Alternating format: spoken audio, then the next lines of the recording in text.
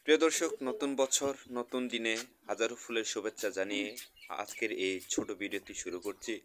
সকলকে জানাই happy new year এবং 2025 সালের সকলের দিন শুভ কাটুক, আনন্দে কাটুক এই আশা ভরসা রাখি।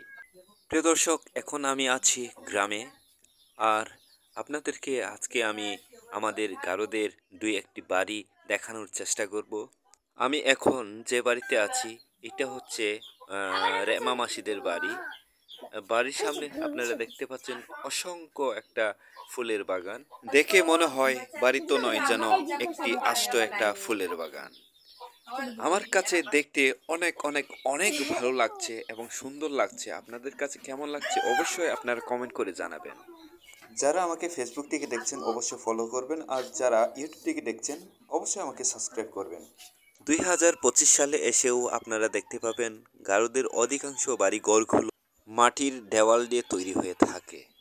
গারোদের বাড়িঘরের বৈশিষ্ট্য হলো মাটির দেওয়ালের ঘর, আর ঘরের সামনে বড় বড় উঠান থাকবে, ফুলের বাগান থাকবে এবং বাড়ির আশেপাশে পরিষ্কার পরিচ্ছন্ন হয়ে থাকে। প্রিয় দর্শক, এরপর চলে আসলাম আর একটা ফ্যামিলির বাড়িতে। এই ফ্যামিলির বাড়ির যে সামনে যে উঠান রয়েছে, এই উঠানটা দেখে আপনাদের কি মনে হয়? আমার কাছে মনে হচ্ছে একটি খেলার মাঠ।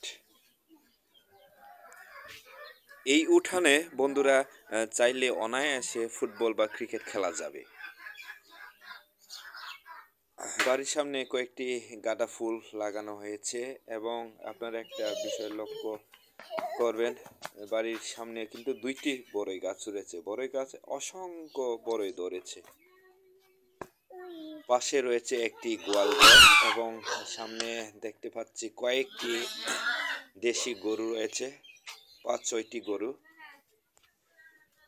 পরিশেষে বন্ধুরা, গারুদের বাড়িঘর আপনাদের কেমন লেগেছে অবশ্যই কমেন্ট করে জানাবেন।